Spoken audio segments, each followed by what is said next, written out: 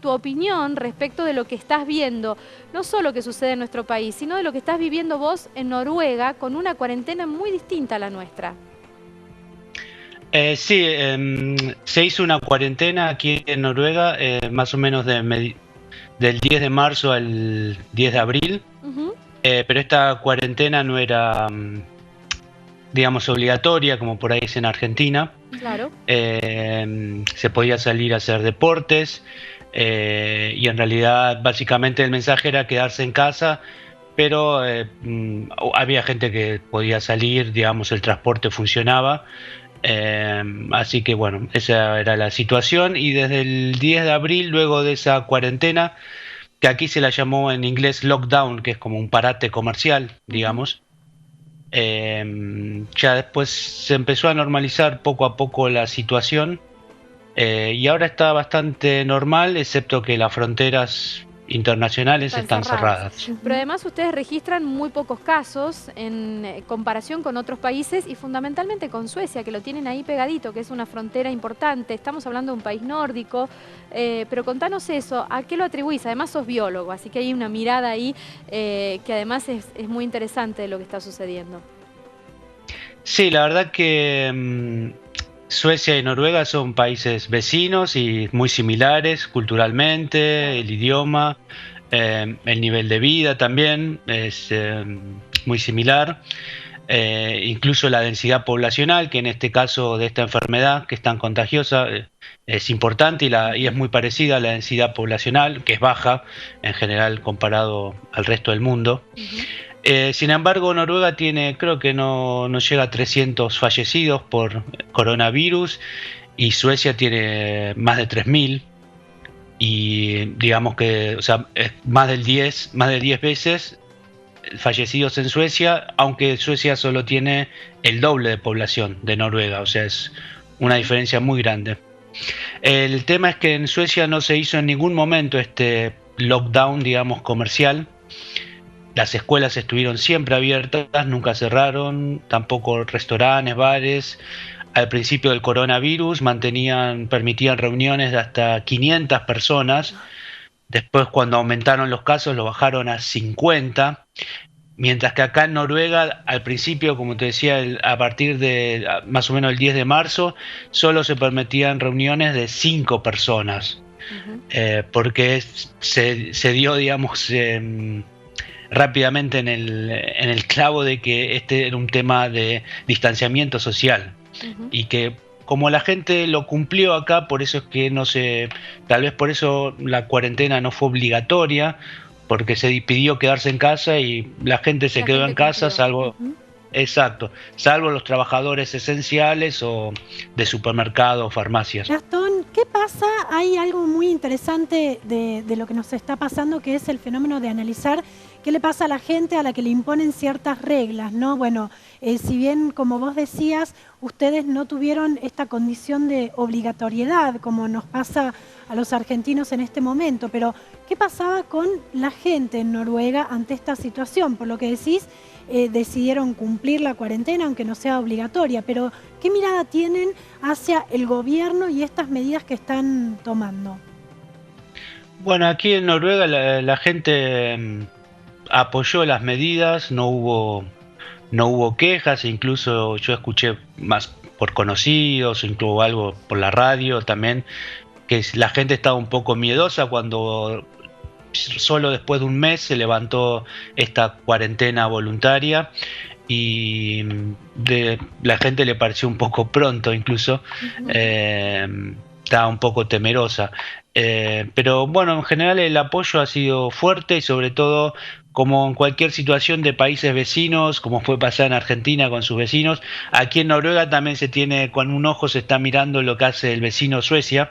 Claro. Creo que la frontera entre Noruega y Suecia es creo que la más grande, la más larga de Europa Occidental, o sea que siempre están mirando qué hace el vecino.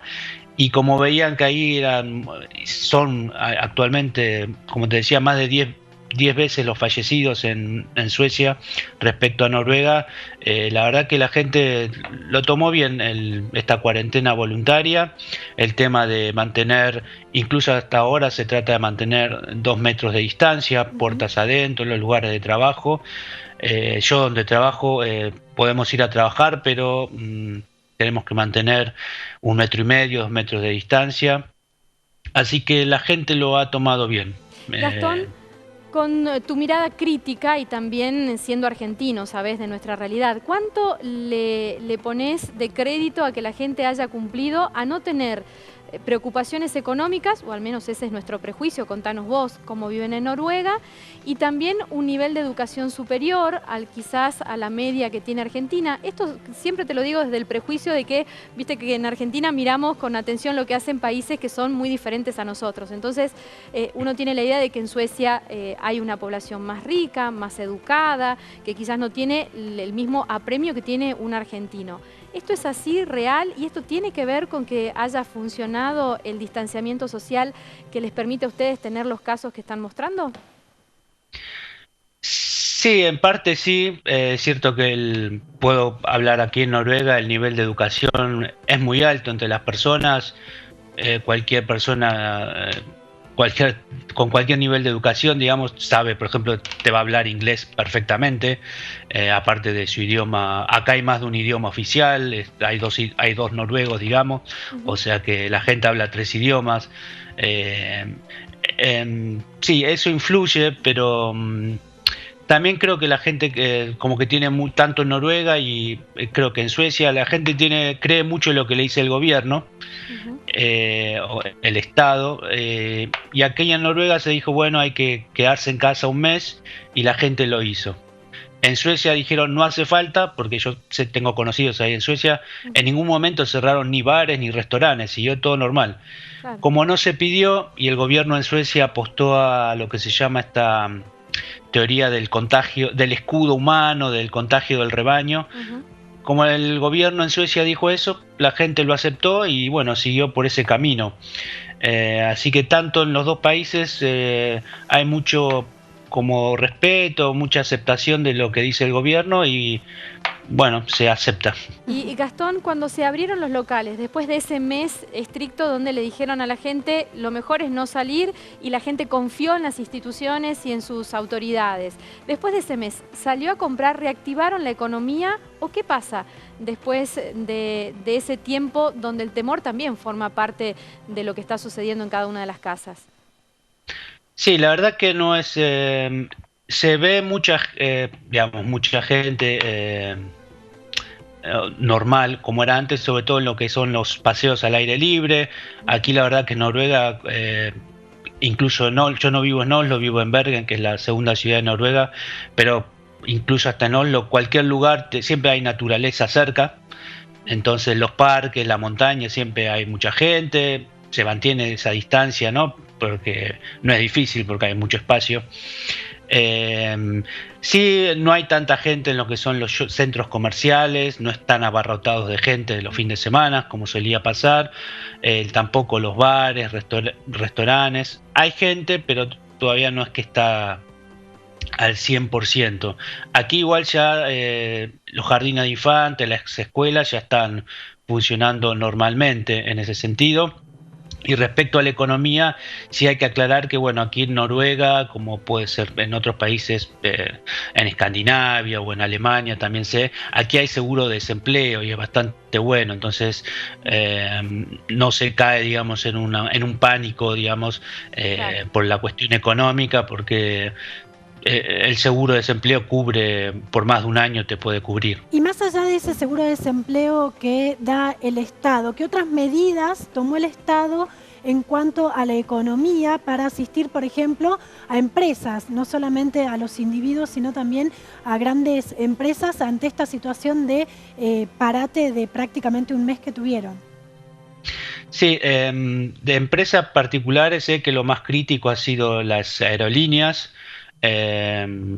Bueno, hay una famosa con el nombre de Noruega en inglés, que incluso estaba volando. Exacto. Esa ha sido la más complicada porque es, digamos, la la más grande y es, digamos, en cierto sentido, low cost de Noruega, y creo que el gobierno está haciendo un plan de salvataje para esa empresa, que ha sido la más complicada con el tema porque el tema, bueno, de los vuelos, eso se paró completamente. Ujú. Ahora en Noruega hay vuelos internos, pero bueno, no, la verdad que debe ser, comparado antes, un volumen muy bajo de lo que tenía esta empresa anteriormente. Así que en el caso de esta aerolínea, el gobierno está haciendo un salvataje financiero. Y después hay un tema con lo que recibe mucho de Noruega son los trabajadores para la cosecha. En general son extranjeros de Europa del Este, incluso viene gente de lugares como Vietnam, Ujú. a trabajar son trabajadores estacionales, Nuestros Nuestras golondrinas. porque golondrinas, claro. Claro. exacto. E incluso eso me llamó la atención porque, bueno, rápidamente trataron de habilitar que pudiera venir los trabajadores al campo, que en su mayoría son de Polonia, Lituania, Ujú. y también incluso hasta estaban viendo de mandar vuelos charters a Vietnam para traer trabajadores de Vietnam, porque ya los conocen y vienen todos los años.